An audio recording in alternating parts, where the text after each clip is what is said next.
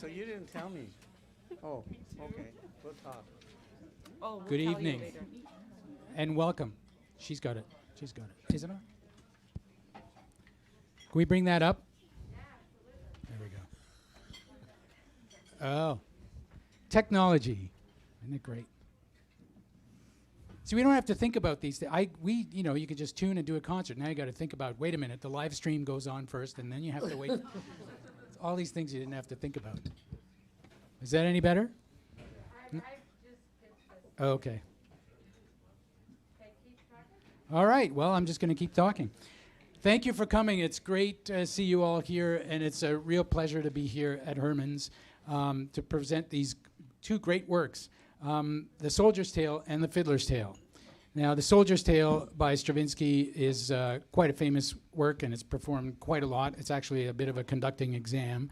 But tonight we have the pleasure of a new text. And the text is by Roger Waters, and we'd like to thank Mr. Waters for giving us permission to use that text. And as you see, it's a small ensemble with 3 characters. Now, the second piece on the program is The Fiddler's Tale, and it's by Wynton Marsalis, and it was meant as a companion to the Soldier's Tale. It's the same instrumentation, same sort of configuration in terms of how the piece is set. We have still 3 characters. Rather than a soldier, we have a fiddler. And the style of music is a little bit different, as you would imagine. So there's some jazz, some early jazz, some Dixieland, and some bluegrass in there as well. So we're going to start with Stravinsky's Soldier's Tale, and after a short switch on the drums and a little bit of an intermission, we'll bring you the Wynton Marsalis Fiddler's Tale. Enjoy.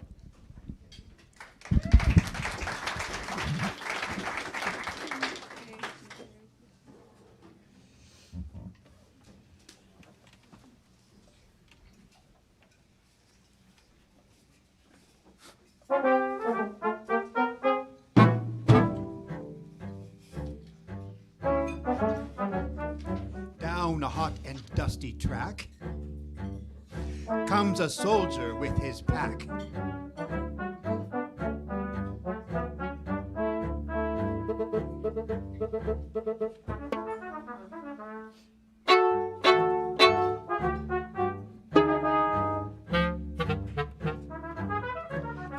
Leave he has to spend. Will his journey never end?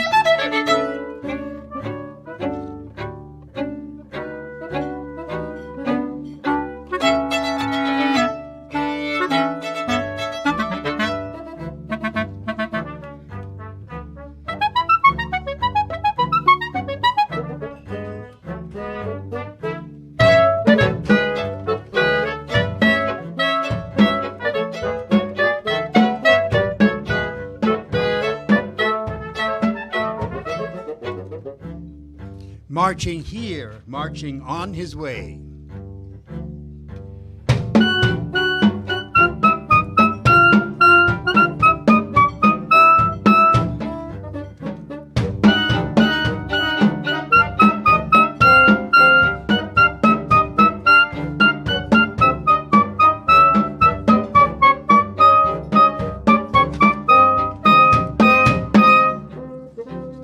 Slogging homeward every day.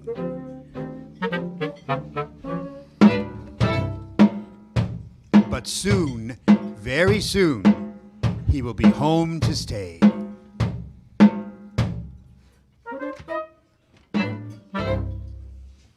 The soldier is tired and in need of rest, so he throws down his pack at the side of the lane and proceeds to do what a soldier does best. He starts to complain. Bloody army! I've had it up to here. I must have been mad to sign on for 10 years. Don't get me started. I might never stop. Well, anyway, here's not a bad spot. He sits down by the side of the road, opens his pack, and grumbles on. Always on the bloody go. Broke more or less. Ugh. Now me bloody kit's a mess. Where's my St. Joseph's? He plumbs the depths of his pack in search of a lucky medallion he has with the face of his namesake, St. Joseph, neatly engraved on the back. Good. Here we are. He carries on rummaging in his bag, pulls out cartridges, a box of matches. He rummages on, a mirror with most of the silvering gone. Now, where's her picture? Oh, that would be missed. The picture she gave me, my girlfriend, that is, that she gave me the day I went off to enlist. He finds her picture at last, and then, hey diddle diddle, from right in the middle, the soldier pulls out an old brown fiddle. Ugh, it didn't cost much.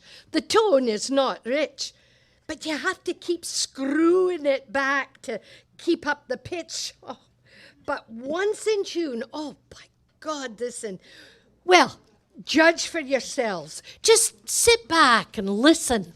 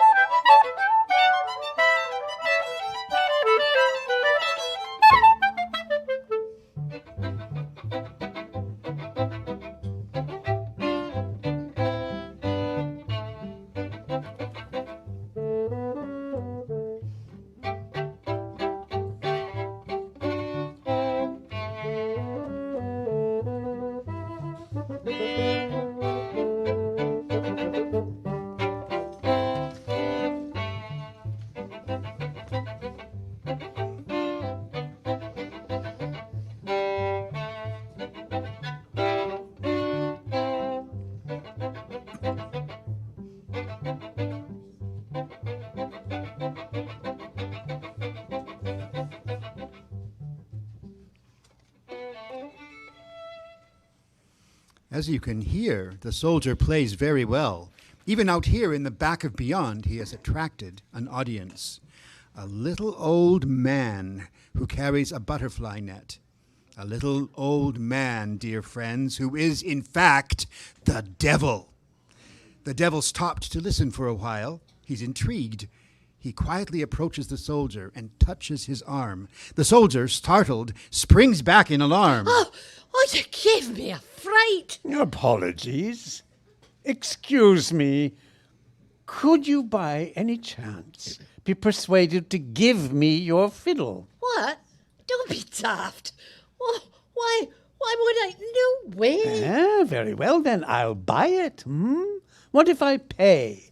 Nah, I don't think so. No. What can I say? This fiddle's mine. It's just not for sale. The devil puts down his butterfly net and holds out a book bound in red, somewhat tattered and torn, a book he's been carrying under his arm. I'll give you this book for it. No, I can't bloody read. Makes no difference. With this book, there's really no need. It's more than a book. It's wealth untold. You've only to open it, and behold, bank notes. bearer bonds, and gold. Gold? Well, I suppose I could just have a wee look. Certainly, be my guest. Here, take the book. Arbitrage, collateral promissory notes, going long, going short, numbers and quotes. Oh, well, I can read it all right, but it's all Greek to me. Ah, you'll get the hang of it. Just wait and see. All right. But look, if it's worth all that money, this magic book, well, this fiddle of mine, this little job, I have to admit, only cost a few bob. So it's a bargain. You could say a steal. All right, then. Okay. That's a done deal. The exchange made, the soldier pores over his new acquisition. On sight, collateral note of hand, sell and buy, market quotes for Friday, 31st of July. Oh, but today's only Tuesday, July 28th. Oh, by gum, this here book is ahead of the date. If I'm not mistook, this book can divine things before they actually happen in time. The soldier scratches his head as the potential significance of precognition sinks in.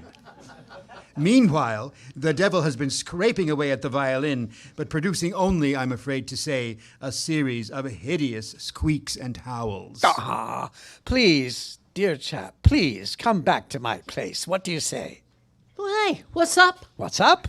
Well, this damn fiddle won't play. Please come back and teach me. I'm just a little bit slow. I'd like to, but I've only 10 days leave to go home. And what if I lend you my carriage and pair? On foot, you'll take 10 days just to get there. My mother's will worry so if I'm late. Come, one day she can't wait. Yeah, but my girlfriend's expecting me too. Trust me, you'll make it up to her soon. This place of yours, is it far away? Not far, 2, maybe 3 days out of your way. You'll be wined and dined, all found full bed and board. Then I'll take you home in my carriage just like a lord. Come on now, come on. What do you say? You'll get home sooner, by maybe 2 days, and you'll be rich as the king of Cathay. What sort of food do you serve, did you say? I didn't, but it's steak. The finest filet with fried potatoes and onions 3 times a day. And to drink? Why, Bordeaux, Bourgogne, Sauternes, or Champagne from the best French chateau, the finest domain. Is smoking allowed? Allowed. Allowed. My dear chap, we have only the finest Cuban cigars. Meerschaum pipes, originally made for the Tsars. We have Sobrani Black Russian, or perhaps more exotic by far, I believe, we may still have an Egyptian hookah. Well, it's the same story. Always the same. We fall for it over and over again. Something for nothing. That old same trick. Anyway, Joseph goes home with St. Nick. With Old Nick, I should say. And true to his word, one's more real than the other. And true to his word, the old boy doesn't cheat. New clothes, a soft bed, and plenty to eat. And each shows the other as they undertook the way of the fiddle and the way of the book. Yes, the old fellow kept his word. 2 days well spent, and then on the 3rd, the old man wakes Joseph as soon as it's light, and he asks, Did you sleep well? Did you have a good night? I did sleep well. I slept very well indeed, yes. And the devil looks on as Joe gets up to dress. Have you any complaints? Joseph says, No. Right you are. says old Nick. Are you ready to go? And just as promised, already there, below in the courtyard at the foot of the stair, is an uncommonly elegant carriage and pair. And the devil cries, Get up! And cracks his whip, and then off they go at a jolly good lick. Joe nervously watching the thundering feet, holding on with both hands to the edge of his seat. In fact, gripping the edges with all his might, Gripping so hard, his knuckles turn white. Hold on tight. Cries the little old man. I'm holding on just as hard as I can. He'd like to jump out, but he hasn't a chance. Just look at my thoroughbreds. See how they prance. Hold on, young man, hold on tight. Good grief, I think they're about to take flight. And so, with one final almighty effort, the team lunges forward into the traces. The carriage suddenly takes to the sky, and the devil cries out. Now we're off to the races. Rattling and rolling from side to side, Joseph is certain he's going to die. His hair stands on end, his eyes are on stalks. He's beginning to wish he'd decided to walk. His head is swimming, he's close to a faint. The devil is laughing. Have you any complaints? Faster and faster and faster they soar, over patchworks of fields and steeples and woods and rivers and valleys and copses and hills, when suddenly time stands still. The mirage fades like mist on a moor, and then everything is just as it all was before.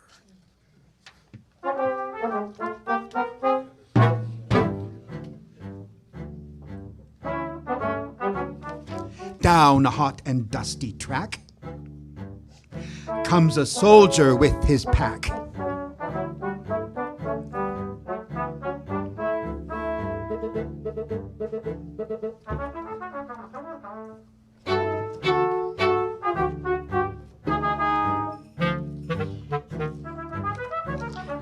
Days leave he has to spend. Will his journey never end?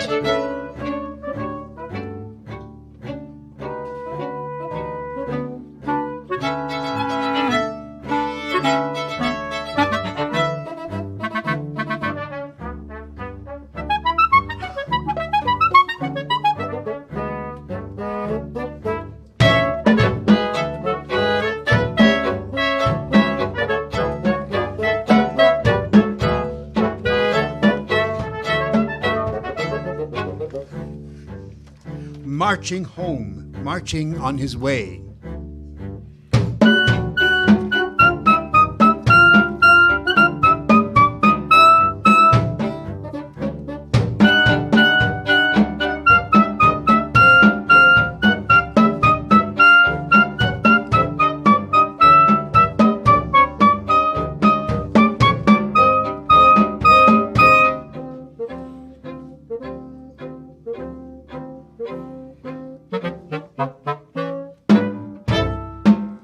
But soon he will be home to stay.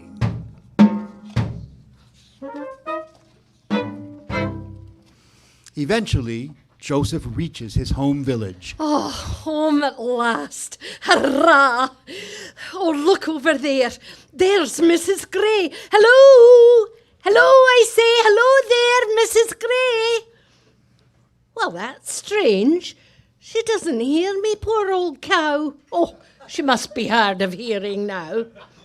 Oh, look, there's Arthur, a good old friend of mine and true, mowing the 5-acre meadows just like he always used to do. Arthur! Arthur! What's the matter? Why does he not reply? It's Joseph, your old mate, Joe the soldier. Well, I'll be damned, the bugger just walked by. Now here's the church with its tower and bell. Hey, everyone, it's me. Come on, you all know me well. Here's the mill, the inn, folk everywhere. Men, women, children. But they all just pass and stare. Now they're rushing inside, slamming doors shut. Bolts being thrown, curtains drawn. What the hell is up?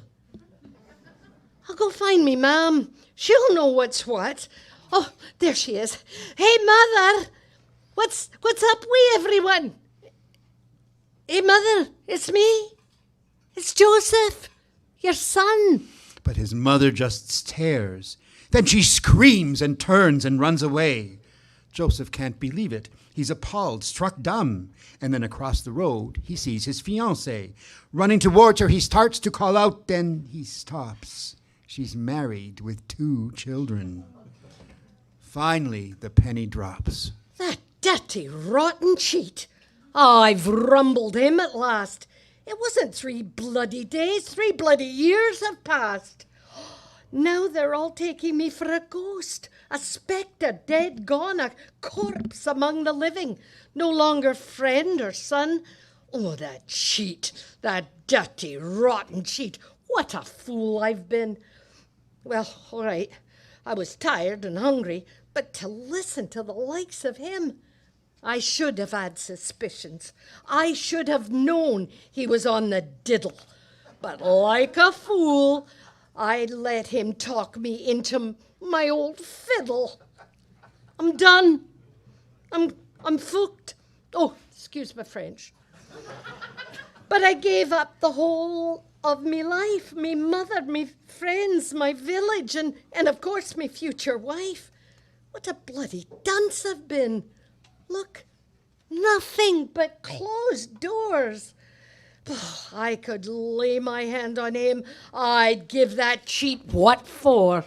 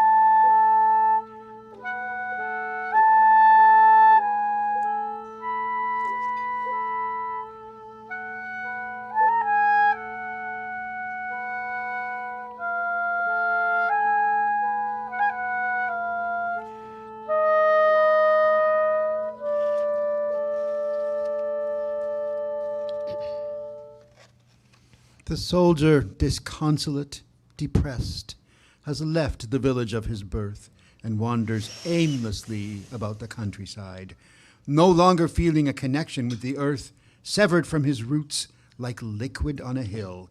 He takes the path of least resistance, no hope, no plan, until one day by chance he stumbles upon the very man, the cause of all his trouble, the bane of his whole life, is right there at the roadside, nonchalantly leaning on a cane.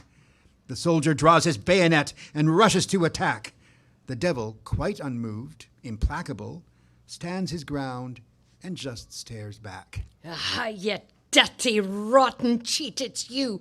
Defend yourself, you swine. I'll teach you to come between me and what's mine. He raises his bayonet as if to strike, but his arm is magically stayed, and the devil, unblinking, unconcerned, makes no move at all to get out of the way. So it's me. All right. So come on. Why don't you attack? Our hero, impotent, bemused, crestfallen, falls back. His resolve is in tatters. He's quite at a loss. All power has gone from his loins. But gathering his last shreds of resolve, he straightens his back to achieve his full height and rather feebly rejoins, You filthy, rotten, dirty cheat. The devil condescendingly replies, Come, be a little more discreet. You must learn how to behave. Have you forgotten all I said? And the book I gave you bound in red? Bugger the book, and bugger you. I'd like to see you dead. I don't care about your bloody book or what your bloody book said. Yes, but you've got it still. Then you've got all you need. Stop sniveling, for God's sake, man. Come on now, show some steel. Aren't you a soldier? Be one, then. Come on, show the ladies and gentlemen. Attention! That's it. En garde. Jolly good. Put up that silly thing. Now break ranks and stow your kit. Good. That's it. Now then, platoon, fall in. At ease, stand easy. Attention! Platoon off caps. No cap? Take mine. I say, not bad. It suits you fine. Don't fall out. We've just begun. You're not finished yet. Attention! And the book. The last time you saw it was when? Yesterday. Well, fetch it then. The soldier, dazed and in thrall, goes to his pack and starts mechanically to look through it. He pulls out the picture, the mirror, the medallion. No. Only the book. The soldier finds the book and returns holding it. Be careful. Don't let it come to harm. That book's worth a fortune. Don't you see? You lose it like that. Keep it under your arm. Hold on to it tight. That's better. Now then, listen to me. The devil produces the old violin from under his coat and holds it out tantalizingly. This small violin is mine. And that book is yours. You have there. So we see each our own thing, so to speak. So everything's all fair and square. Nobody forced you to make the trade. There was nothing underhand or sly. So now you must lie in the bed that you've made. Toodle-pip, cheerio, bye-bye. Exit the devil. Old, yes. Little, yes. But also more than a little pleased with himself.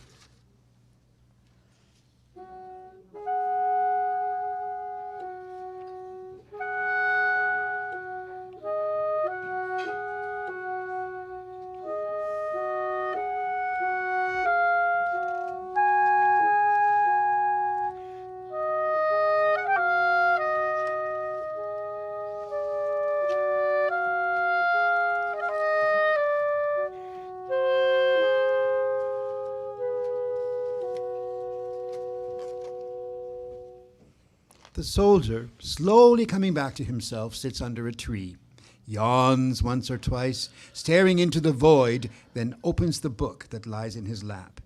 And, like an automaton, still in a trance, he falteringly starts to read. In the book contained inside information and instructions on how to use it. In simple terms, it was money for free. And so as the days became weeks and then years, he made money and used it to set right his affairs. And then, maybe by choice, maybe unnaturally drawn to the game, he became a peddler, a seller of wares. Come along, ladies. Come buy my frocks. Oh, I've got ball gowns and bustles and top hats and socks in charcoal grey, pale grey, the grey of the sea. I've got russet, maroon, dark brown and khaki. Oh, I've got every colour you've ever seen. I've got unbleached linen by the yard, printed cotton, crepe de chine, silk and satins in all shades and sizes, and all at rock bottom, knockdown, pre-COVID prices. So, a peddler at first, selling frocks for a start, then later he needed no goods. for he knew all the tricks of the market by heart. With the help of the book he'd learned so well, the right time to buy and the right time to sell. It's more than a book, this. It's wealth untold. You've only to open it, and lo and behold, you can have all you want, all your heart's desire, anything and everything you might require. So while I have time, I shall buy all I can, because one day I'll be dead, just like any man. And while the sun shines, I will make hay. I can have anything I want, just because I can pay. Oh my God, listen to me. I've got everything, but it's just dawning on me now.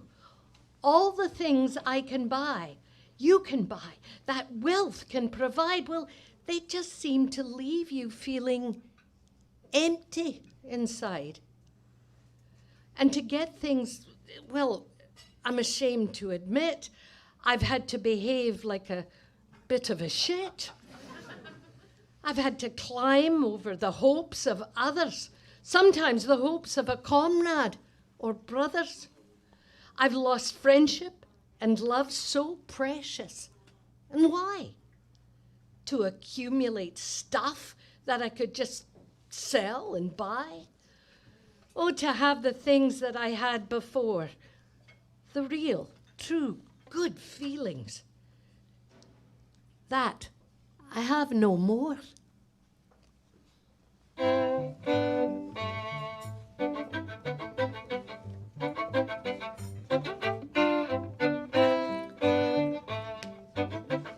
To stretch out on the grass as I used to gaze at the sky feeling the morning dew, a quiet pint at the end of a day, the scent of new mown hay. These things meant so much. These things are real, things you don't have to beg, borrow, or steal. Simple joys, not rich toys. At the end of the day, when you set out the stall, they're the only things really worth having at all.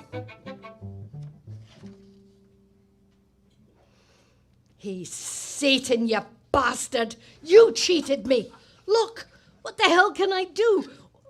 Does it say in the book? The soldier snatches up the book and leafs through it feverishly. It must be here somewhere. Tell me how everyone, all you others are happy, how it's done. I must know the secret. Come on, please. How can I be normal like I used to be? Distraught, the soldier starts thumbing madly through the book. He's on the verge of tears. It is not a pretty sight. I had become proud. Thought I'd won it all. Now I just feel afraid and alone, cut off from the rest of the world by a wall. Oh, how on earth did I stray this far from home? Dear me, self-pity, not something we really wanted to see. Good Lord! Surprise, surprise! Who should reappear, this time in disguise, dressed as a woman, like a tinker in drag? The devil hides behind a tree to watch and to listen. Bugger this. I don't care what it takes. I just want to turn back the clock. There's nothing here in this bloody book. I've been through it twice, read every line, and there's only one thing it patently lacks. It describes how to get the rainbow's end, but it doesn't tell you how to get back. The devil keeps popping his head around the tree now and again, keeping an eye on things, when suddenly the soldier picks up the book and in a fit of pique throws it to the ground. Taking this as his cue, the devil makes his choice. He coughs once or twice to announce himself, and then he calls out in a high-pitched voice, Please, kind sir, may I come in? Why, who are you? Oh, just leave me alone. Just a few words with you, kind sir. If I'm not mistaken, there's something you've dropped. Please let me atone. The devil advances with mincing steps, picks up the book, dusts it off, and holds it out to the soldier. Well, thank you, ma'am. Yeah, the book is mine. Now then, is there something you want? Have I seen you before? Ah, kind sir, please let me explain. I have just outside in my case rare, precious things. No, thank you. No, never mind. Sir, please, I beg you, indulge me in this. No, I said no. Here's some money. Piss off. Oh, but sir, I could not take money for naught. There are certain rules to observe. Each man plays his part, should do as he ought. Even I have my pride. Let me just go outside for my things, just to show them to you. Well, the devil scuttles off and returns with his case, which he lays on the ground. Now then, look, sir, all these lovely things, watches, necklaces, and rings. Some lace, sir? No? Very well, if you say no. A lucky medallion engraved on the back. No? Are you sure? What is it you lack? A mirror, perhaps? No? Oh, dear, what a shame. A beautiful picture, complete with a frame. The soldier looks up. Wheels turn, cogs click. Somewhere it's beginning to dawn. All of a sudden, things slip into place. 2 and 2 begin to make 4. I can see by the way you respond that I've aroused your interest. So, what do you say? Let's cut to the chase. Would a little old fiddle be best? With a dramatic gesture, old Nick pulls out the violin, brandishes it in front of the soldier, and then turns to walk away. The soldier leaps to his feet at the sight of his precious talisman and clamors to make his claim. Hold on. How much? How much for the fiddle? Come on, how much, I say? The devil holds the violin out of reach, and then, forsaking the silly falsetto of his erstwhile disguise, rather slyly replies, Well, as we are friends, I really can't say. But why don't you try it out first? Just a few bars to see how it plays. Come on, give it a whirl. The soldier takes the violin from the devil and tries to play, but sadly his talent has deserted him. He whips round, but the devil has gone. In a rage, he hurls the violin to the ground. Bloody violin. Piece of shite. No bloody good at all. And this bloody book. Oh, bloody hell. He can F off an L. He picks up the book and painstakingly, page by page, shreds it into 1,000 pieces.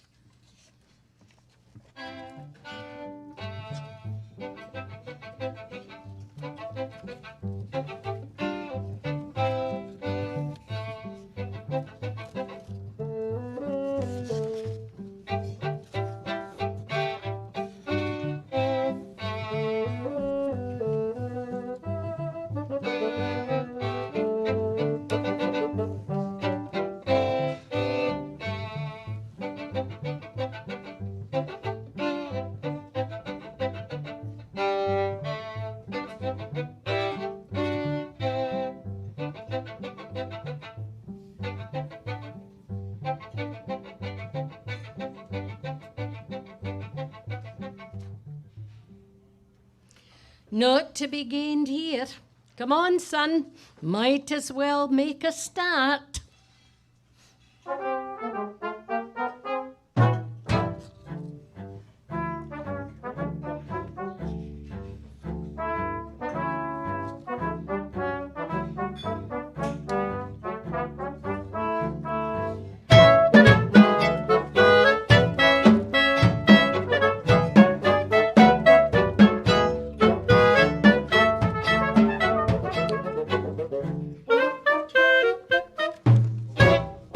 Down a hot and dusty track comes our hero, less his pack.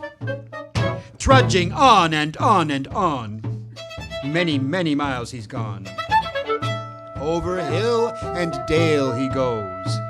Where's he heading?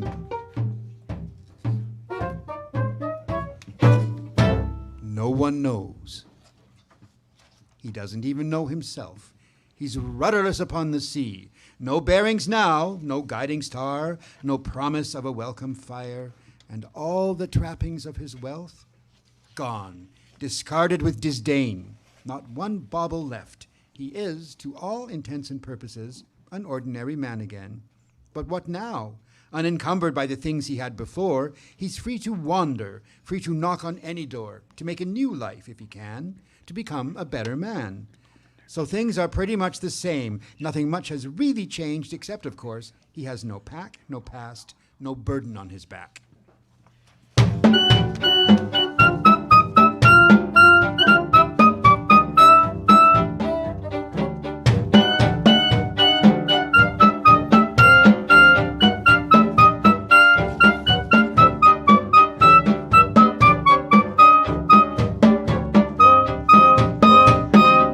Will he take the road to home, the road he took before? He doesn't have a home anymore, so on he marches all day long, on and on and on and on, until one day he arrives at a border. Across it, a village with an inn. He thinks, Shall I cross over? Why not? so he does, and goes in. He orders a tot from the landlord, drinks it down, and then thinks, Now what? Best have another. Oh, and maybe another.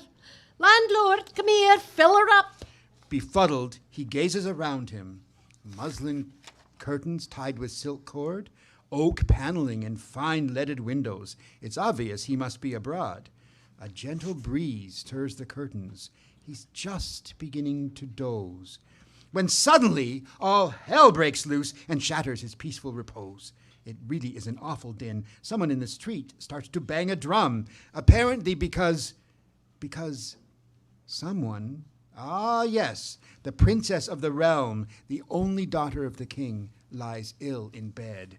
She neither speaks, nor eats, nor smiles, nor anything. And the king proclaims to the sound of the drum that whatsoever man shall come and raise my daughter from her bed, that man the princess shall wed. Just at that moment, a man somewhat older, who's been having a drink at the bar, gets to his feet, sidles across, and taps young Joe on the shoulder. Hello, chum. You don't know me. I don't know you. We've not been introduced, but, well, I was once a soldier, too. And when I saw you come in here and you were all alone, I thought I'd just nip over here and make myself known.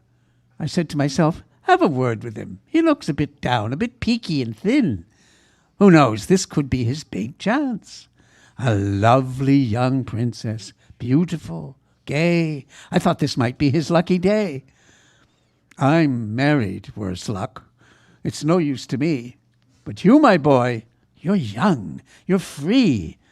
You might be a doctor, you might not, you can choose. I mean, come on, my son, you've nothing to lose. You could say, I'm an M.O., medical corps, served in the army during the war. You might cure her, you might not. Must be worth a shot. Come on, what do you say, eh? Come on, why not? The soldier, somewhat in his cups, mulls over this piece of advice, and he thinks, That could be quite a good con. Huh? Well, why not indeed? Thanks for the tip. I think I will. Hold on. Oh, hold on. He's gone. Never mind. What the hell? Excuse me, mine host. One more tot. And then, could you please show me the way to the palace? I must go there with no further delay to speak upon matters both medical and grave to His Majesty, pursuant to his daughter's malaise. So our hero, somewhat unsteadily, makes his way to the palace gates, where he rings the bell, and again, and then waits. A sergeant comes and says, "What do you want? Why did you ring?" The soldier replies, What do I want? Why did I ring? Because I need to see the bloody king.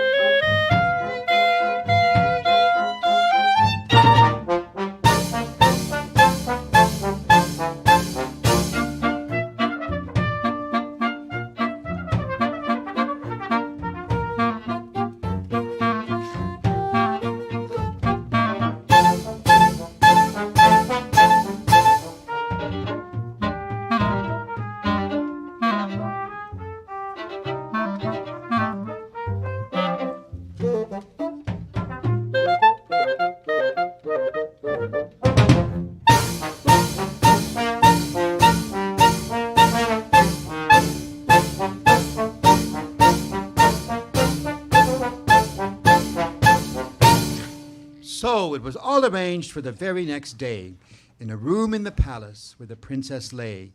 There were courtiers, of course. The king was on hand, and up in the gallery a 7-piece band. Our hero was there, keen to begin. But there was one other suitor, small, old, and thin. But what made him stand out was the worrying thing under his arm, tucked lovingly in. He carried a small brown violin. So they gave word for the band to play. The king beckoned the soldier to have his say. The king said, "You are a doctor, yes, an MD." The soldier replied, Army Medical Corps, actually. "Many have tried, with no success." Oh, I can cure her all right. Don't you be distressed. "Very well," said the king. "Tomorrow. Yes, come back tomorrow and treat the princess." Later that night, the soldier sits alone in his room in the palace, mulling over his good fortune. By it went off, just as we thought it would. The fellow was right. So far, so good. Just think, a woman to call my own after all those many years of living alone. The soldier shuffles a deck of cards and deals them out on the table, trying to divine what the future may bring, while behind him, unseen, the devil waits in the wings. Why not? Why shouldn't the luck be mine? Ask the cards. What do they say? 6, 10, Queen, all of hearts, hearts, trumps all the way. Oh, it's true. Why not? Why shouldn't it be? A wife of my own. And between you and me, she's beautiful, young, the belle of the ball, heir to the whole bloody kingdom and all. Ace of hearts, there's got to be mine. Out of the shadows, the devil appears. He's holding the small violin. He puts up his hand and quietly demurs. Except I'm ahead in the queue. You were rich and esteemed. You had quite a lot. But you turned up your nose at all that. A sudden whim, not counting the cost, and now, my poor young friend, you are lost. 6 of hearts, 10 of hearts, trumps all the way. Do you really believe that it's your lucky day? Well, how could that be true when I have the cure? I, not you. The devil holds the violin infuriatingly under the soldier's nose. The soldier deflates like a punctured balloon. It's true what he says. He's got me for sure. He'll get the princess. He's got the cure. I have nothing. I can't even call no hearts, no trumps. Nothing at all. Oh dear, not another depressing scene when things were going so well. I may well have to intervene. Our boy is so easily put off his stride. Just seems to wilt when the tide turns against him. So although as a rule I don't interfere, it may be that I should interject here. Now look here, old chap, you've just got to fight back. Don't give up. Come on, give it your all. You are young, you're strong. Outwit him, by God. He is, after all, old and small. I would if I could, but you don't understand. I can't fight him fair like an ordinary man. He's bewitched. He's uncanny. He's got second sight. No way can I win in a fight. But you can. For pity's sake, man, do you not see what he's done? Wake up, you've been bought. He bought you for cash. As long as you still have a penny of his, he'll still have you under his thumb. You've got to offload your considerable stash. Give it back, then you'll truly be saved. He's not daft. He won't just take it back. He's sure to sniff out the ruse. Why don't you get him to play you at cards? Then you'll just have to lose. If he'll play you, his weakness is sure to kick in. He has an overwhelming compulsion to win. And blinded by greed, he will heed no warning, won't notice when you go all in. All in? What? Do you mean bet every bean? I do. I mean bet everything, every pound, every shilling, every bolt of fine linen, every promissory note, every debt, every groat. This is your only chance to break free. Please, my young friend, please listen to me. You really have got to get shot of the lot. It's the only chance that you've got. Right, okay, here it goes. Excuse me, I say excuse me. Do you fancy a game? What? I don't understand. I said, would you like to play a game of cards like a man? You know, cards. It's a game. Some play for money, some play for fun. I think you're a little bit scared. Come on now, I'll teach you. It's not all that hard. It's only a game. My friend, for you, if you'll teach me. For you, why not? Oh, sure, just a few hands. He will win. He likes to win. He likes always to win. You'll lose, and then he'll be lost. So come on, begin. Right. How much a point should we play for? A penny, if that's all right with you. Oh, penny? I'd just be wasting my time. No, a penny won't do. Ah, come on. What's wrong? It's only a game. Let's play for a shilling or two. Well, just as you wish, but you best take care. You have no more fiddle, no more book. You have just a few shillings. Come on, deal the cards. Oh, goodness gracious me. Look. Naturally, the devil has the better hand. Your shillings are flying off over the sea. You'll soon have nothing left at all, my young friend? Then where will you be? You will starve. S-T-A-R-V-E. They play another hand naturally, and the devil wins again. There you are, do you see? You're wasting your time. You're facing total defeat. Give up while you can, you ridiculous man, or you'll go around naked with no shoes on your feet. Raise him 10 pounds. I raise you £10. Are you mad? What? You're losing the game. £10? Come on, are you in? Yes, of course. I've won again, my dear chap. Can you take much more of this pain? No, stake everything you got left. Go all in. Right, I'm all in. I stake the lot. The lot? What? Everything you've got? All in? The lot? Very well. All right. Deal the cards. One for me and one for you. So what have you got? Queen of Hearts. Ha ha! And I have the ace. I've won everything. Yes. But not so fast. My head's in a bit of a spin. I feel weak. Everything's whirling around. What? Stand still, damn you. Stand still. Stand your ground. There. I told you that you could break his spell. Look at him now. He doesn't look well.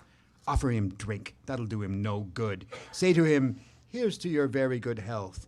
So the soldier approaches and quick as a wink says, Hey, you won. Jolly well done. Have a drink. the devil, unsteady, tries to push it away. Come on, have a drink. Say when. Do you say? Come on, just one more. It's only a game. That's it. And one more. Come on, and again. You're really a very pushy young man. I'm a little confused. I don't quite understand. Look out. Stand back. He's going to fall. And he did. Lights out right there on the floor. Well, I think that's enough. He seems quite done in. Now, you can take back your small violin.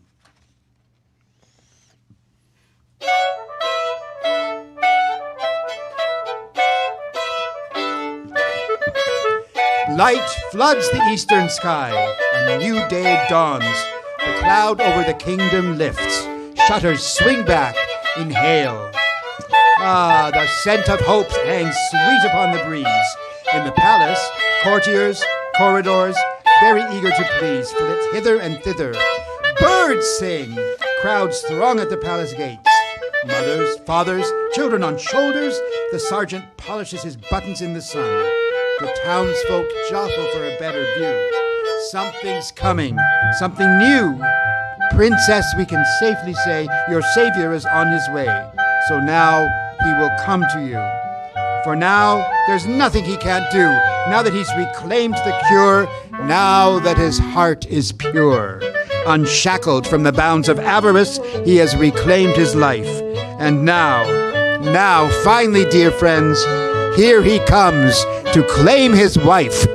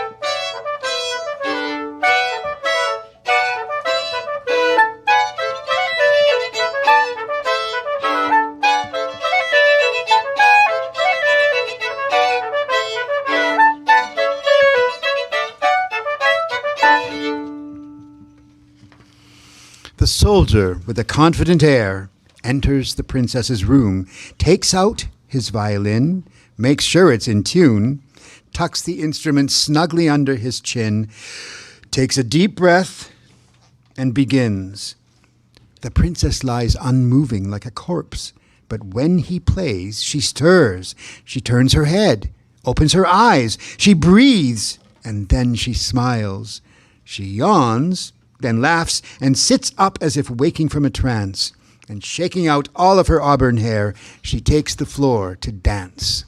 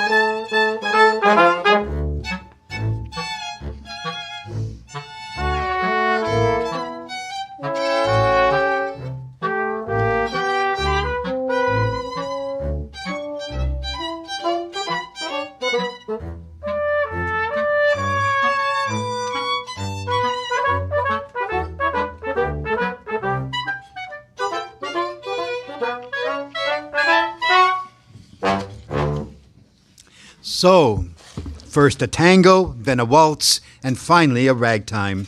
The star-crossed lovers swoon. Intertwined, besotted, they dance to each and every tune. The devil tries to stop them, but his efforts are in vain. He tries to grab the fiddle, but all to no avail. At last, dear friends, at last, the soldier has his day. And when he plays, the devil, with no power left in him, is forced to cavort like a marionette, like a puppet on a string.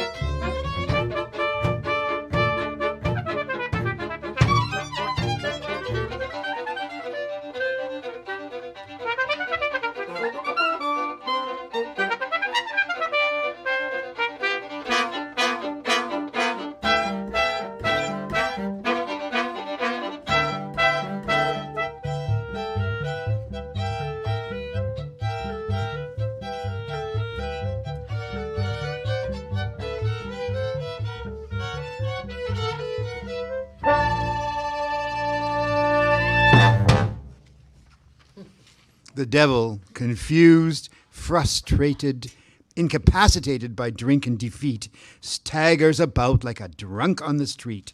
He tries to resist, but in vain. His legs won't obey him. He's practically lame. In effect, it is over. The battle is done. It seems that the soldier and his bride have won.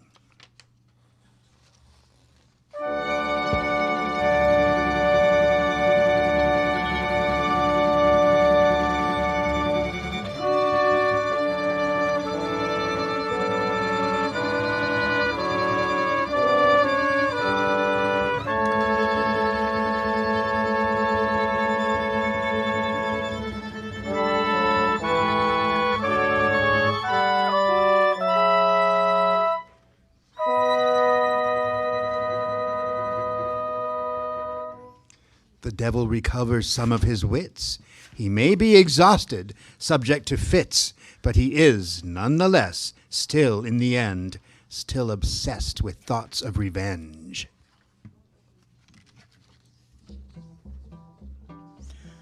All right. You'll be safe at home within this realm of yours to roam, but if once its frontier you should pass, you'll be in my power at last.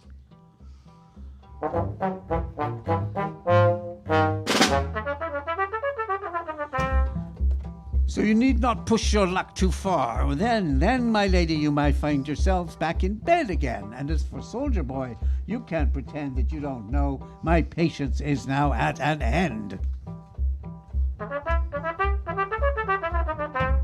He who laughs last laughs the most, and I shall when I watch him roast. A fair warning from the devil, but like the pain of an old wound, over time, fair warnings fade.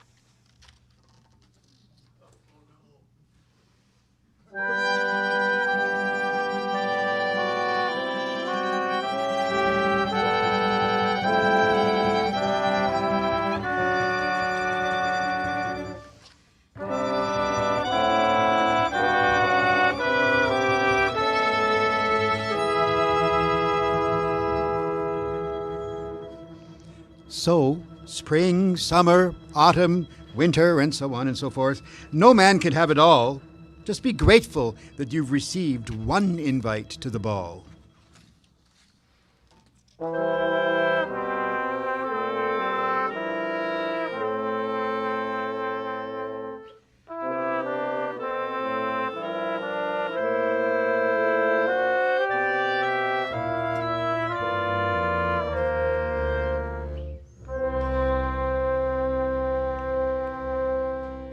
Steady now, don't look back, remembering greener grass, for no man can turn the clock back.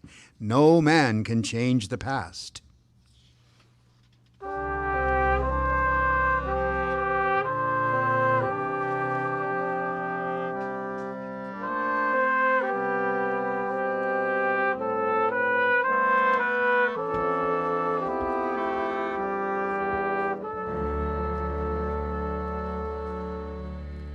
Steady, just smell the flowers. You really have it all.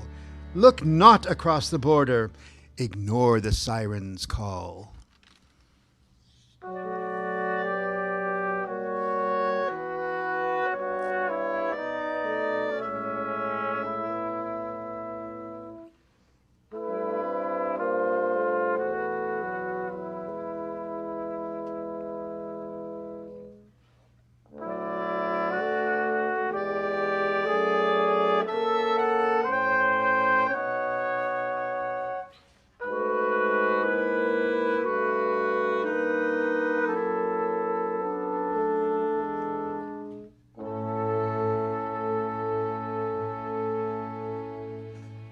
Now I have everything, The soldier thinks. and I always will.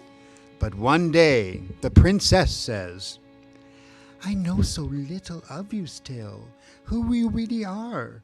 Before you were a soldier, before you went to war, before you came to me and woke me with the cure, I know you were a clever man. I know you've done so well, but who are you deep within? You never speak about your home or any kith or kin.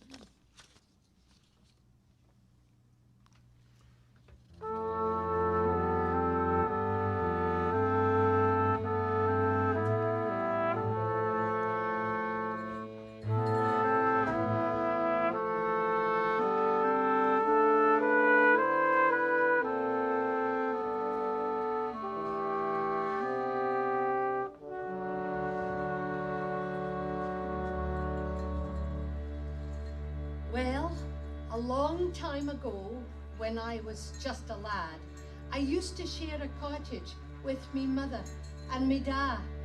But truth to tell, I do not know if I could find it now. Maybe if we went and looked, mayhap, somehow. The princess, all excited, says, Could we really go to visit with your mother? Could we? Do you suppose? Resolute the soldier, stiffening his resolve, squares his shoulders back and replies, Absolutely not. Just a little visit. We'd be back before we're missed. I can see you really want to. I can see it in your eyes. And think of your dear mother. Think of her surprise. It isn't much to ask of you. So yes, say yes. Please do. No. Now then, come over here. Come over here to me. Not until you say we'll go. Say yes. Do say yes, please. Oh dear, the soldier weakens, he thinks, and sadly, thinking has never been his strongest suit. Well, maybe. Oh, all right, why not? All right, you win. All right, my love will go. Me mam, the roots, the fires of home, I cannot resist that call. And maybe me mam will come and live with us. And then, by gum, I really can have it all.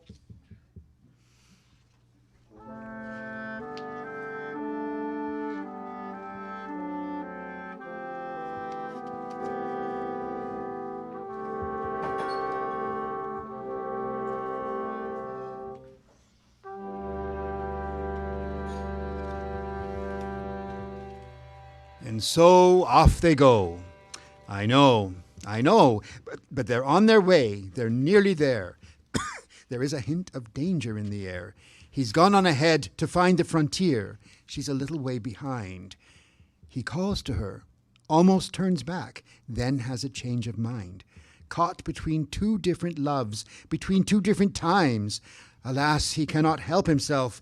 Despite foreboding in the air, oblivious of the old constraints, he steps across the line.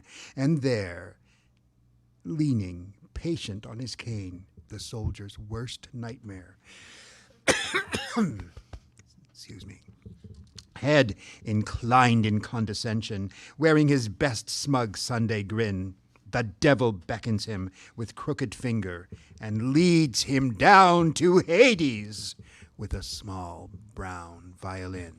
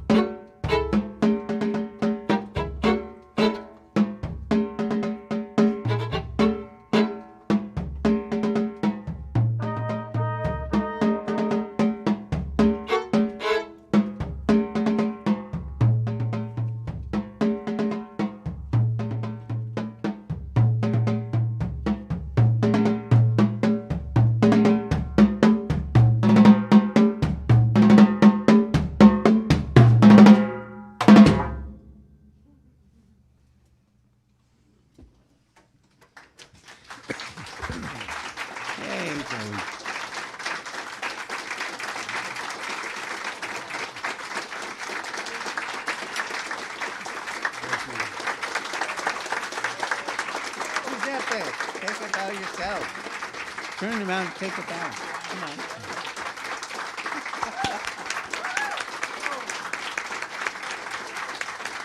Well done.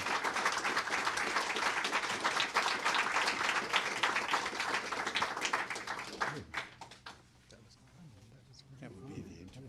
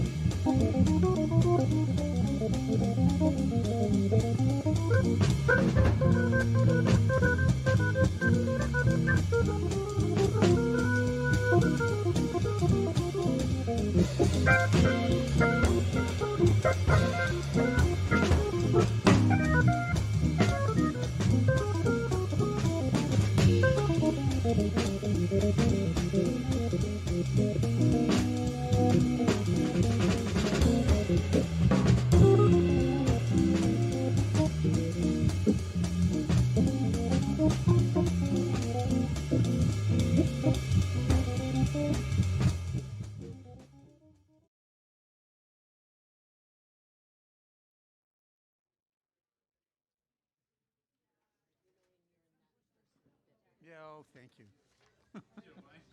Dennis, you're very sweet. No. Yeah, I did. Completely forgot.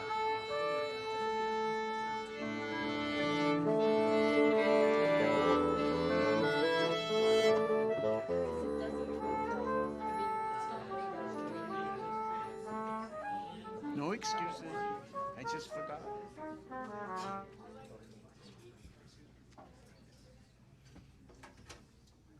All right, we're about ready to. Is it still?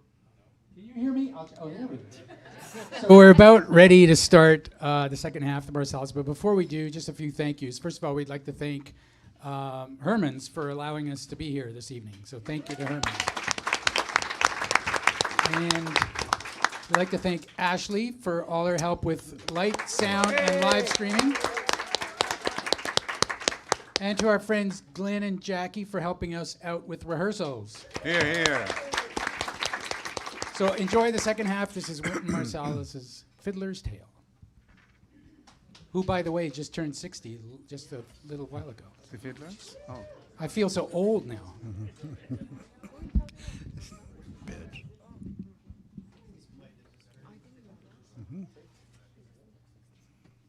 Who oftentimes, it's true, comes out here to jam after his concerts at UA.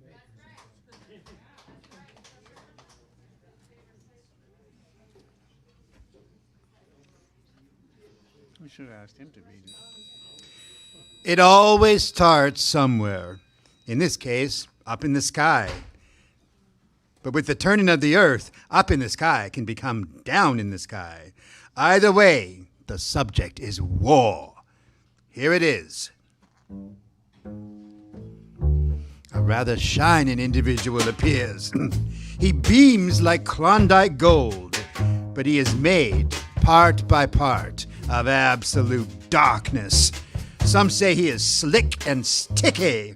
Is he an oil spill standing on two legs and walking like a man? Whatever he is, his clothes are contrived to imitate the contours of light. Light so warm and fresh, you feel like you could cut off a piece of it and put it in your pocket. Lock it up. This man made up of darkness must say something. He says this. Watch me now. I'm that old low-down Nicky. Some call me the Kid. I used to be called Sweet Daddy Scratch. But Bubba is who I actually am. Bubba Beals. Oh, yes. Bubba Z. Beals. The BZB. All right, now. I'll take care of me some pure business. Uh-oh. I find myself sniffing. Ooh. I smell a meal marching this way. Up, down, up and down, the Fiddler's Band travels the road. People love them. They carry the story of the national soul and of the soul in the world. Parks, schools, prisons, churches, small concerts, parades. They love to play, but they don't really get along. Then there's the drummer. He has a nice groove, and he's happy all the time.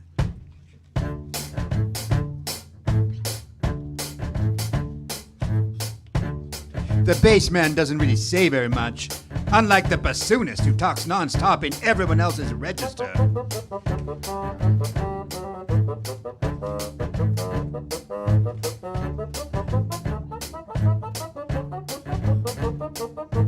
The trombonist is always late and loud.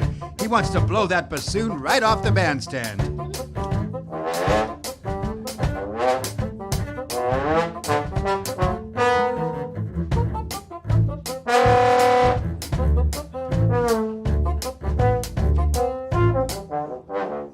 And the trumpeter is the most arrogant know-it-all. He thinks he should be the leader of the band. Up, down. Up and down.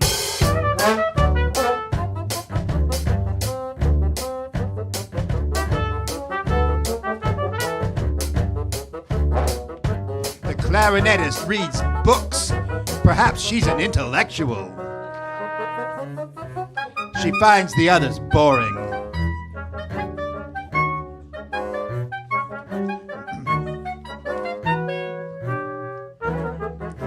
Ah, but the fiddler, she is wonderful. The integrity of her sound warms the soul.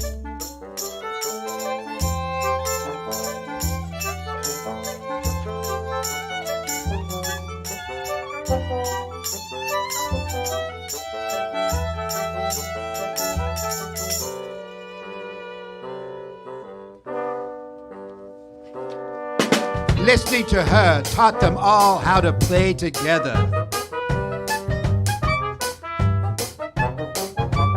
And that was a beautiful thing.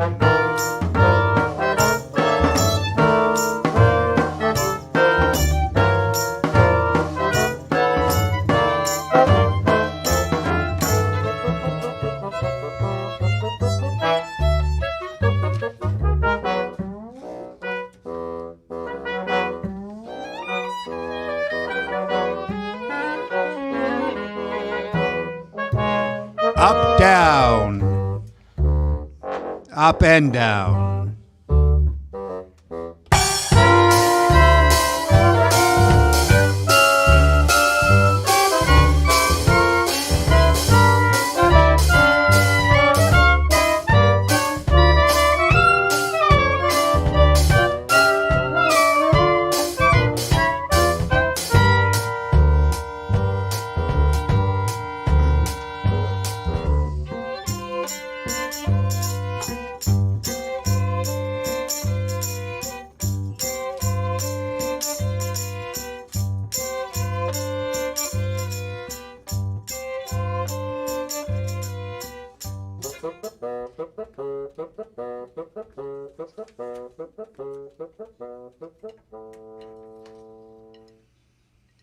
That violinist, her name is Beatrice Connors. She has the power to lift the bandstand, but the burden of her own glow, in conflict with her inky desires, wears her down.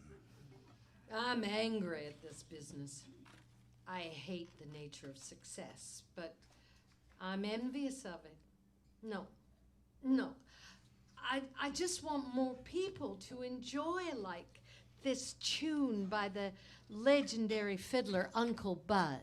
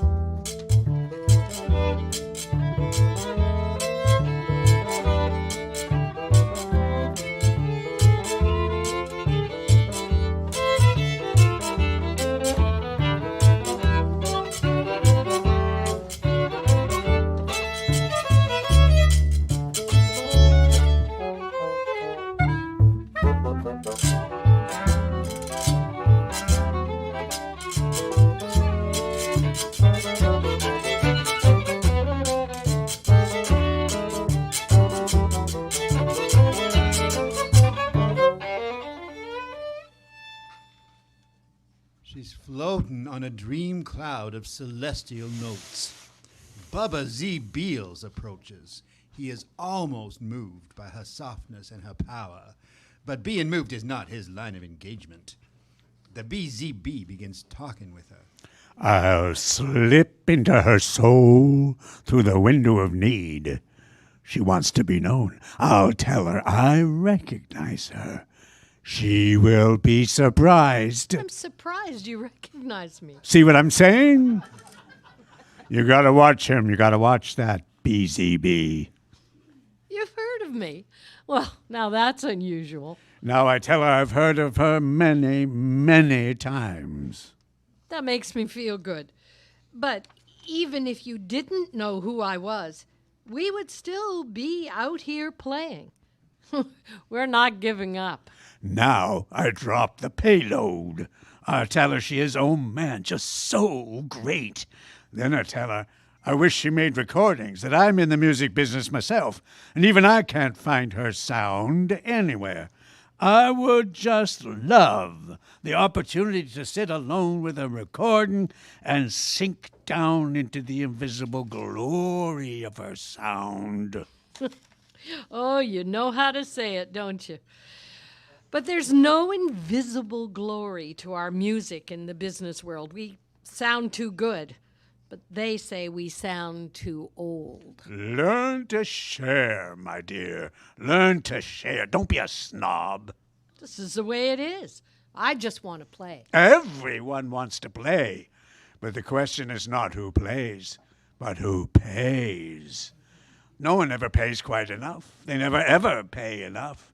And dealing with the public can be tricky. You could share by giving the people what they want. The glow and the soul of my music is totally opposite of the empty darkness the public wants. That's where you're wrong.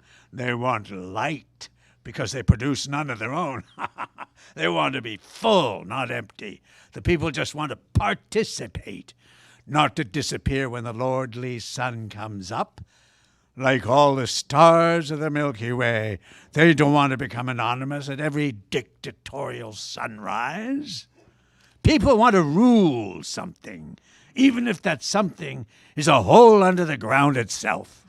You're right.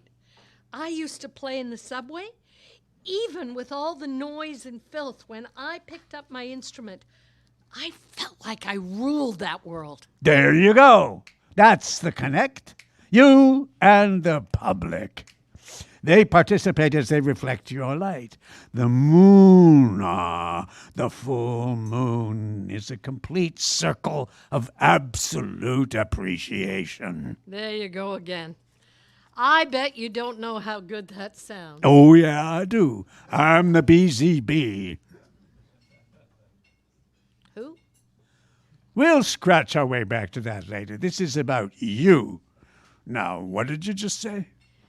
I'll say what I was really thinking.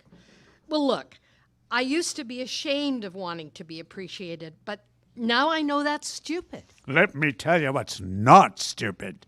When you step from a limousine made of gold records, when you hear them screaming your name, when you feel you're in a house of human mirrors, then you will know the glory of fame and the power of sharing.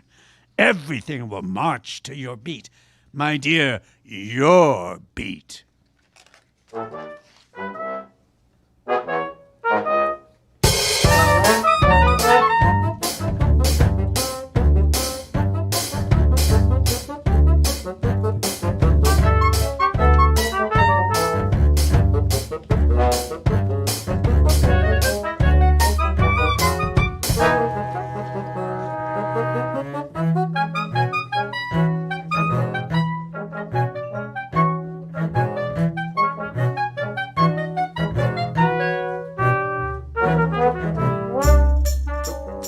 But the fiddler, she is still wonderful. The integrity of her sound builds the wings for her soul.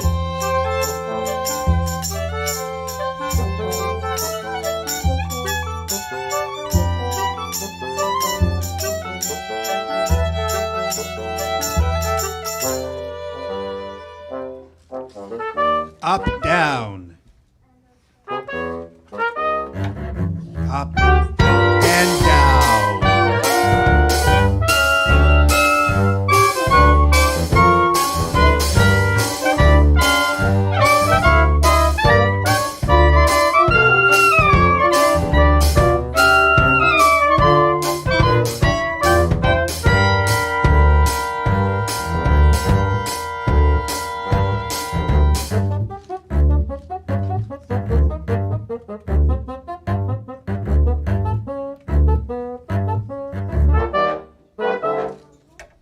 Now that he has her going, the BZB has to crush all of her misgivings. Stubborn, the fiddler doesn't really accept the idea that she should have to change.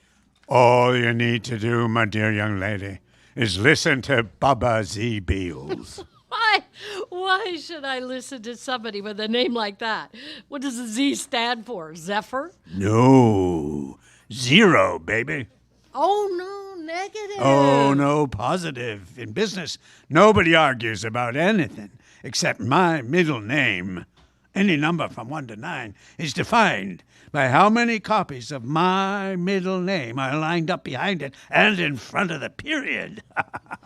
We're talking about jamming in all the zeros you can before the period. Pure business, baby. Interesting. But what does change have to do with becoming popular? Change is an expression of humility. The seasons do it. You need to drop that elitist sneer, lift the public with simple music from the heart. There's power in simple things. Wouldn't you like some power over your audience? In my circle, we don't care about the love of the public.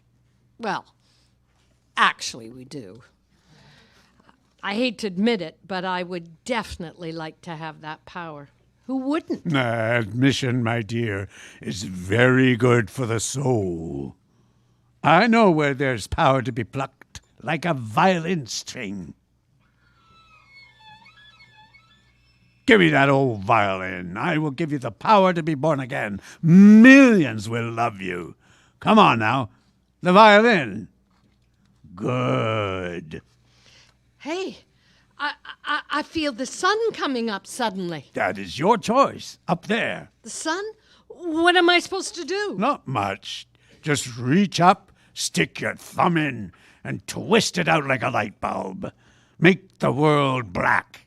And then we'll make the moon rise. Oh, there it is. I knew you could do it. Hey! Wow, I snatched the sun down in one pull. Oh, yes, this feels good and strange. You have blinded the cyclops of the sky. Hear that sweet screaming? The stars are free. Right here, right now, I'm holding the light and the blood closed between my fingers. Oh, I almost lost my breath. Now, I feel pain in my chest. I feel like I'm praying. But you are not praying. You are gloating and glowing. Up and up and up you will easily float. I knew you had it all the way down there in your heart. It's time to start marching on them. We got some zeros to jam. We got some zeros to jam. We're going to jam us some zeros, baby.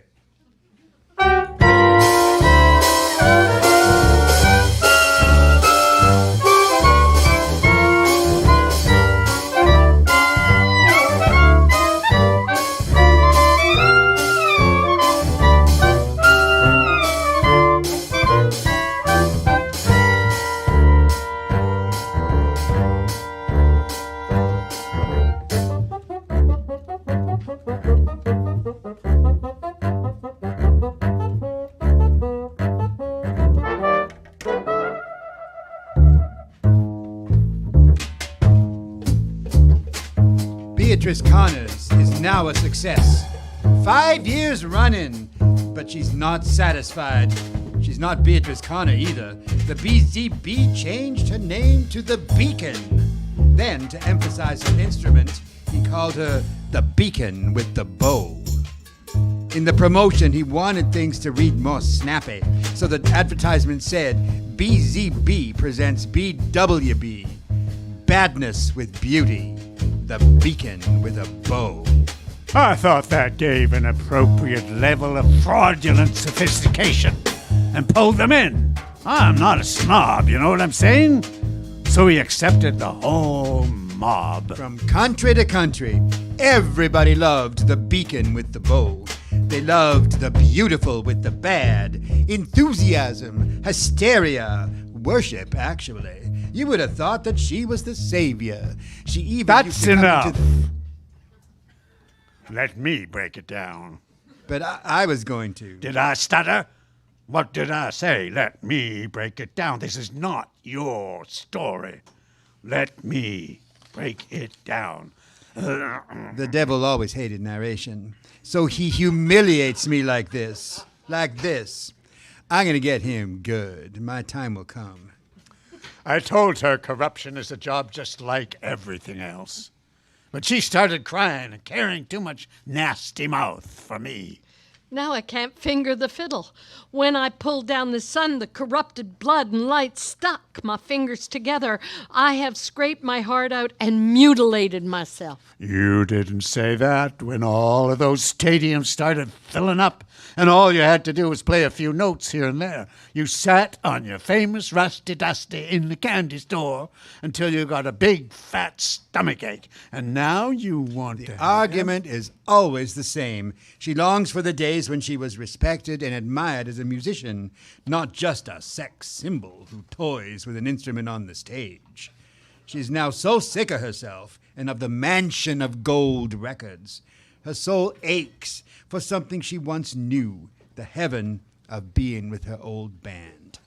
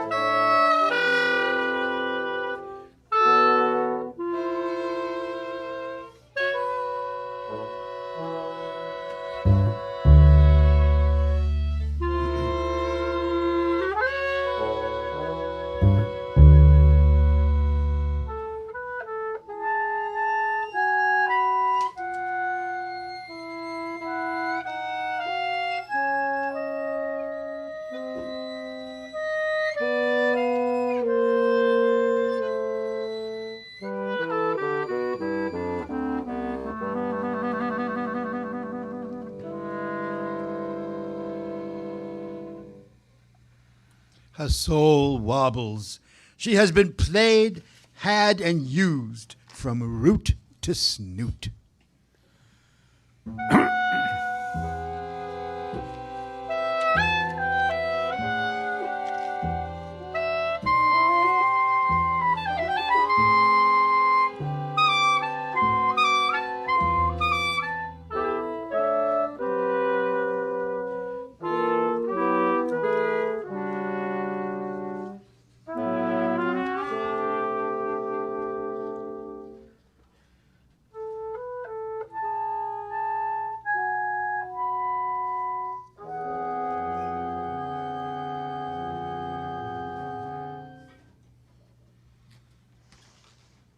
More words on fame.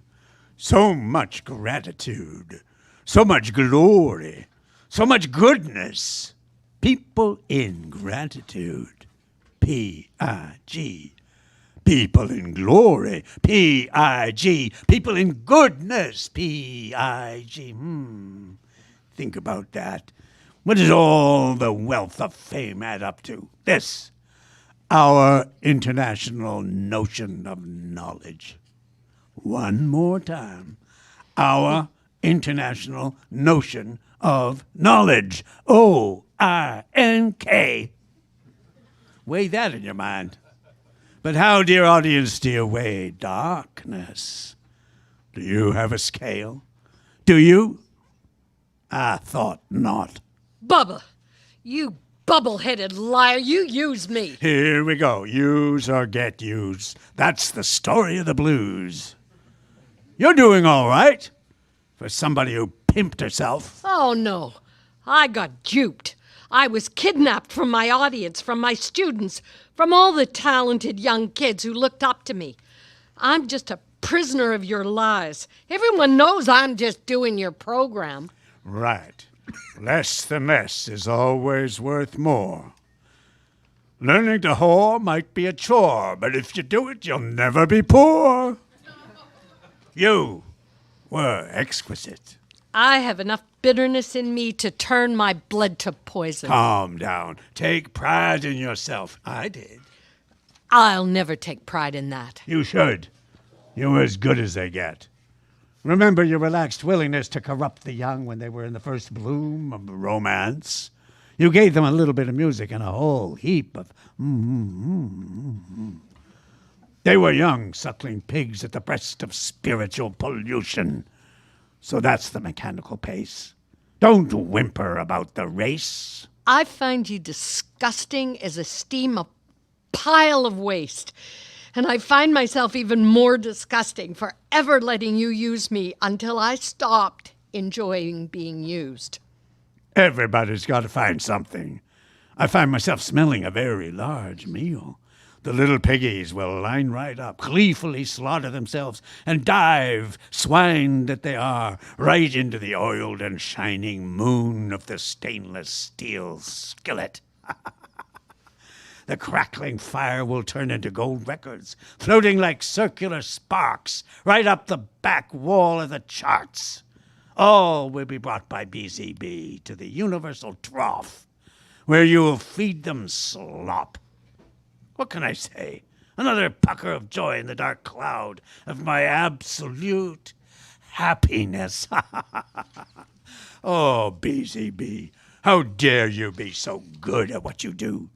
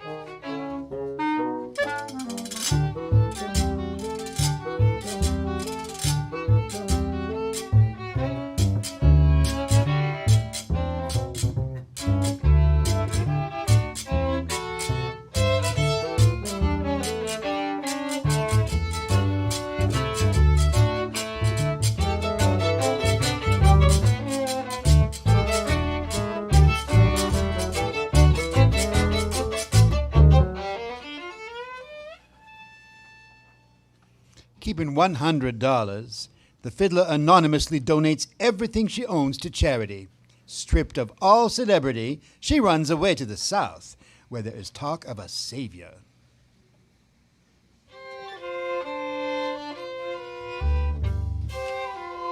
There is no savior on her mind. She is trying to save herself.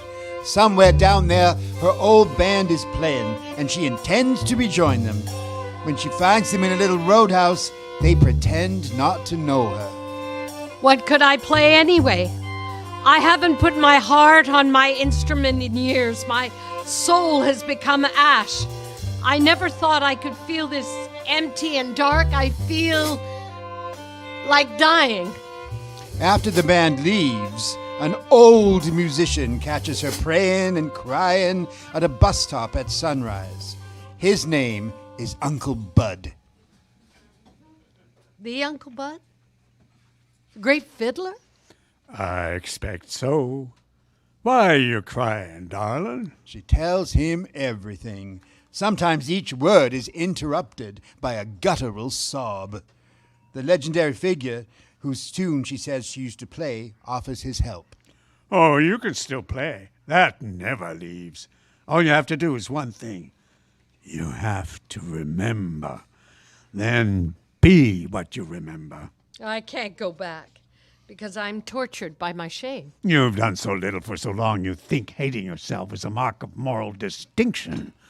I speak of the great memory that is so perfect it is always dreaming of you. So that's what gives you a chill when you play something beautiful? Oh, God.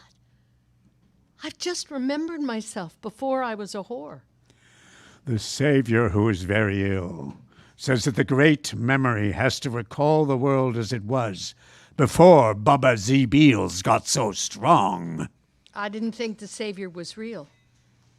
But I know we all need salvation. As you talk, the glow is coming back. The dark smoke is rising off your soul. You buried the light of your heart on the dark side of the moon when you pulled down the sun and lived with the devil for 5 years. The fiddler cries out in rage and pain. Now she knows she was with the devil.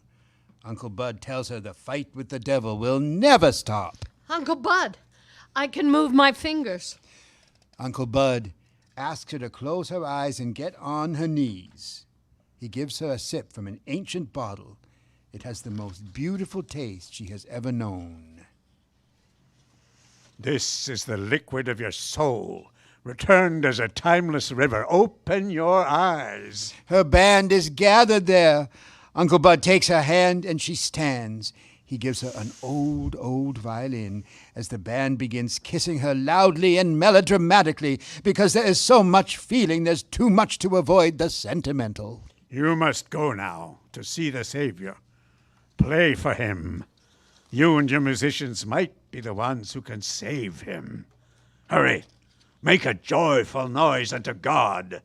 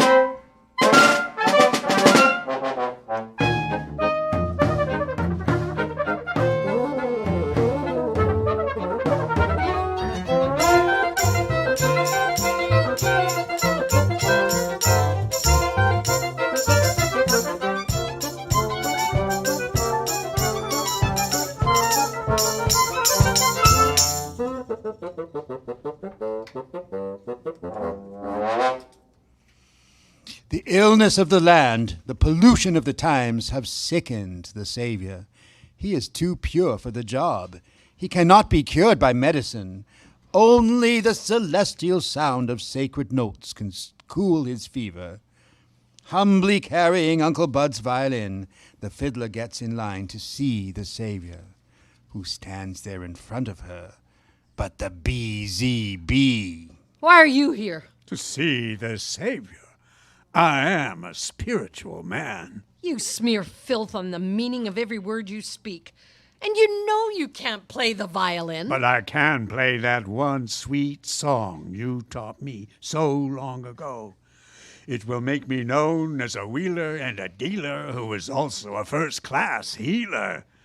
As I raise him from the mouth of death, my power will pull the soul of the world all the way down to the bottom of my coal mine. Now the narrator gets some feedback. I didn't forget, I don't think you did either, when BZB humiliated me earlier. The fiddler and I hatch a plot.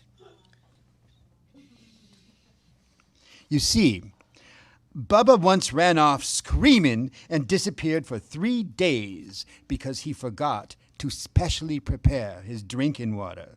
All the fiddler has to do is act drunk. You're drinking? I got something good. You are nothing and own nothing. You have my bottle. No, give it back. Give it back. It's mine. Down the booby hatch in one chug-a-lug. My demented dove. Unpolluted water. Who do you take me for, Papageno? Oh, you poisoned me. You poisoned me. I'll be back. Aha! He runs faster than he vomits. Well, here's your violin. I guess he doesn't need it where he's going.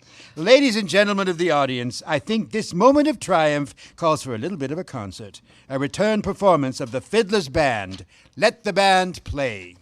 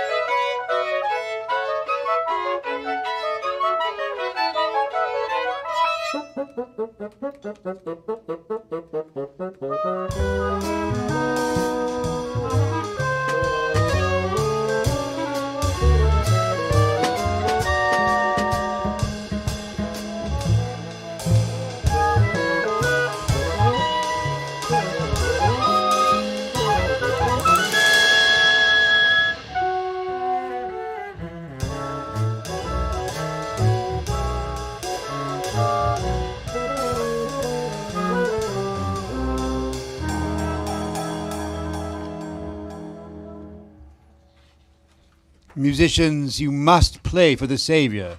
Take your time. The crowd will part for you. Fiddler, you have that glow again. Everyone will know that you must see him. You're sleeping.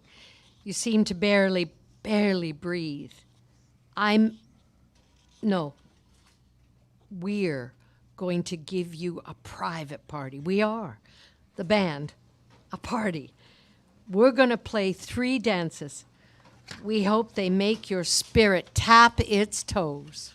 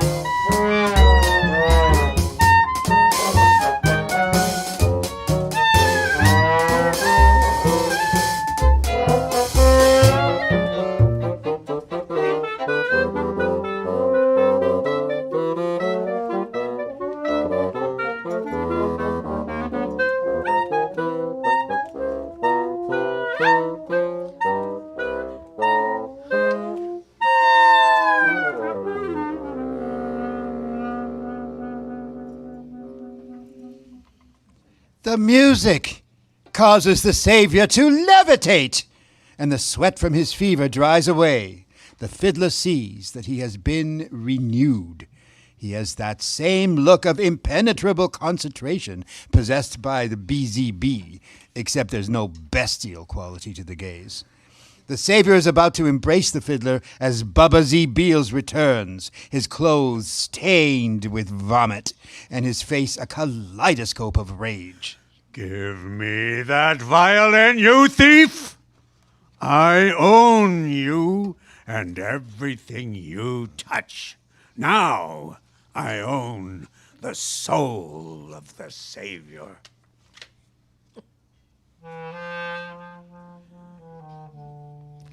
This is a spiritual party. You'll have to dance your way out of this. I don't dance. I gloat. For one who steps on souls, gloating is like boating. Brace yourself, Bubba. You're gonna have to break down and dance.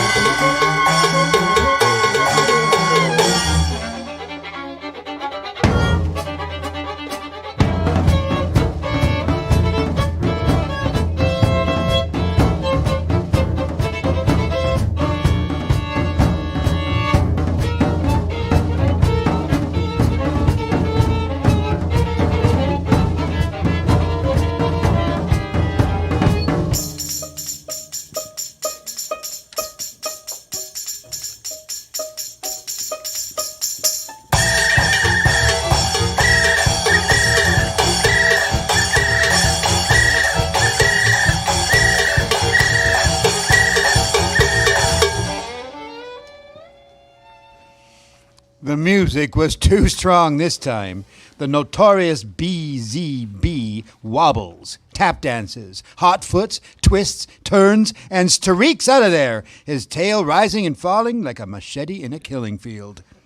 Then the Savior embraces the fiddler, the beacon of the spirit and the beacon of the sound, making one perfect pattern of light. They became the rosy fingers of dawn.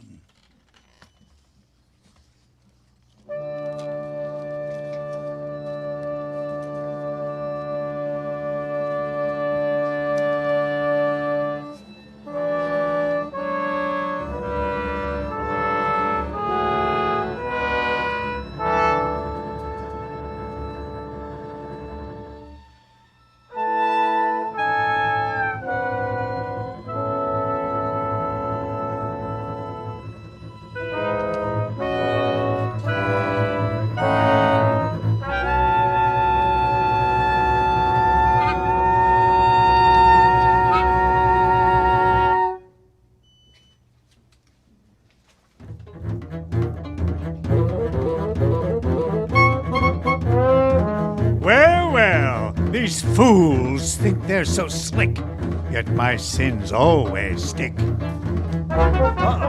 You should not mess with the BZB. In church, don't pray all day down on your knees. In no time, your soul will be the BZB's. Your Savior who missed death first will snuff your fiddler's dreams. In hell's hot work. Foolish girl just got out of step of line.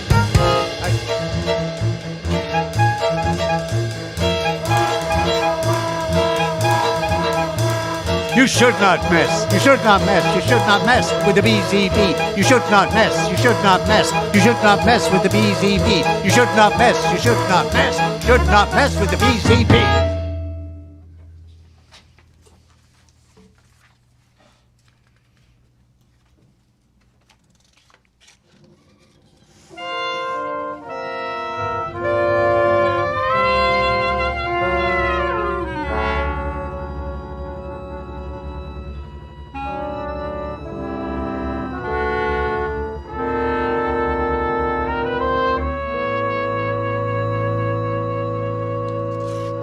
The Savior was lost because the world was so sick.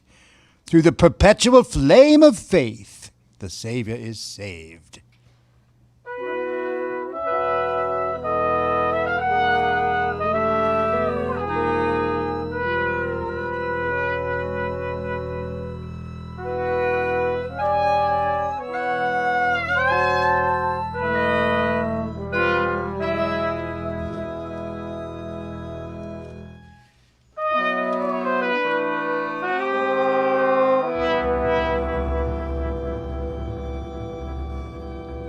My child, you have learned the source of your soulfulness, which is the willingness to give. You have been illuminated by humility.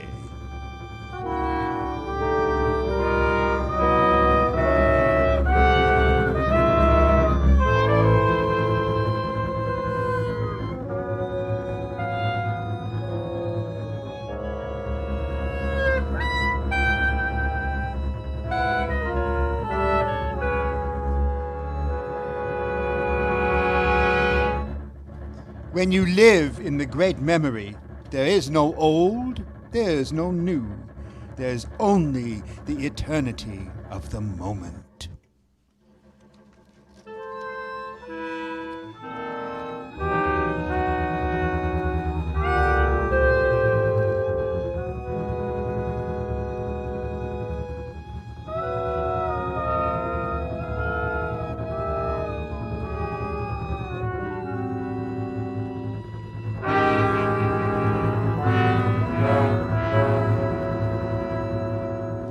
There is no God greater than the I Am of pure intent. We can sell nothing to time. We can buy nothing from time. We can only listen to the celestial whispers that never forget, that always remember.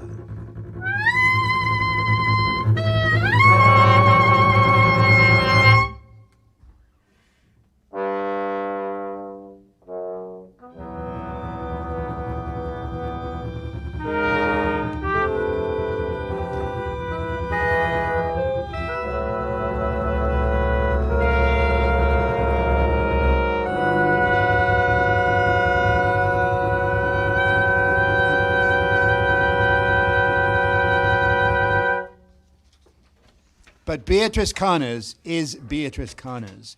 With the Savior going from sickness to sickness, lifting spirit after spirit, the work of pure intent wears her down. At a mass saving, with soul after soul lighting like endless candles in the night, the fiddler realizes that she is back to where she started, small and loved, but outside of the big action. Trapped again, she screams. She runs away to the south, looking for Uncle Bud. She breaks her fiddle and is about to lose her mind. She sobs and sobs by the banks of a river. Then Uncle Bud appears. Uncle Bud sheds tears too. He's disappointed. He weeps more loudly than she does. He cannot say anything, but he will try something. One last attempt on the straight and narrow. He removes a bottle from an ancient case. Drink this. It's a potion that may return you to the true faith. Oh. This is the worst thing I've ever swallowed. I feel so sick. Uncle Bud. Oh my God. Uncle Bud, Uncle Fudd, this is me. This is the BZB. I just used you to keep the game from going dull. It's your time now, so I can put my foot on your skull. Little girl, you're drawing your last breath, your last free breath. This is the taste of BZB's manufactured death. No. Please, Uncle Bud. Uncle.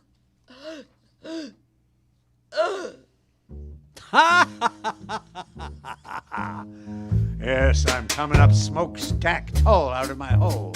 And you, audience member, had better keep a good lock on your soul. Watch me now. See what I just did with this indignant sow? You gotta watch that Baba Z. Beals, the grand master of all celestial deals. Oh, low down, dirty Nicky, sweet daddy Scratch. They call me all kinds of names in that certain batch. As for me, I'm going for the BZB. Come on to life, girl. You must die again. Every time, much slower. And every time you suckle this bottle, your pain must sink you lower and lower.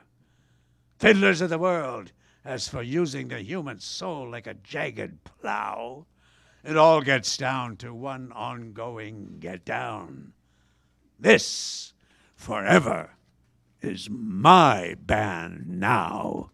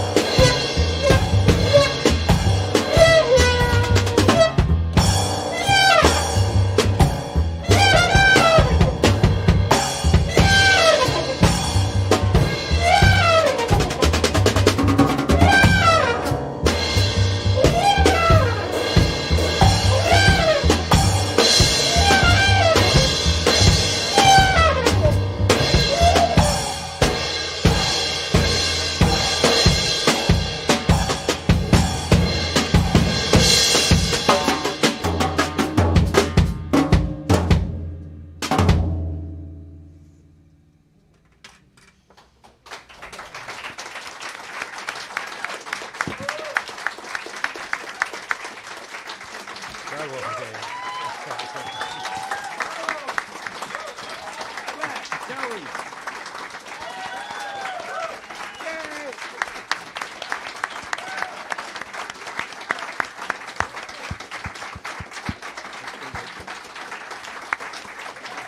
it's too hard. We'll wait.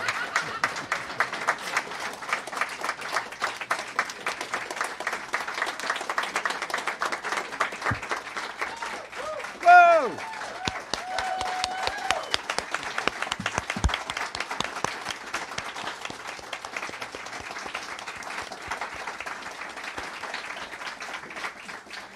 So, friends, if you can stand to hear from the devil one last time, I really feel we should put it together for a good, dear friend and colleague. This was his idea. He chased us all down and forced us into it. He organized everything to a T, like perfection. He found the weirdest rehearsal spaces for us to work in and prepare this. And I speak of our much-loved colleague and friend, David Michaud. Come on, David. Here we go. Dave.